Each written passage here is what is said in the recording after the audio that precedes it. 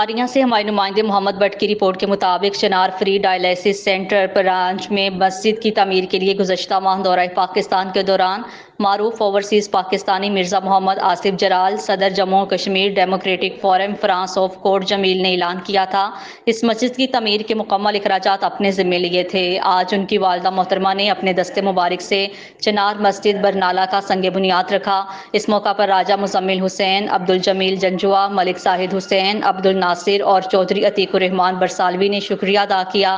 Centre پہنچنے پر ان کی والدہ، ان کے بھائی مرزا ثاقب جلال اور توصیف جلال کا بھرپور استقبال کیا۔ سنگ بنیاد کے بعد ان کی والدہ نے دعا کی۔ تمام شرکاء نے مرزا آصف جلال اور ان کے خاندان کا بہت بڑا عطیہ اور اللہ کے گھر کی تعمیر پر شکریہ ادا کیا۔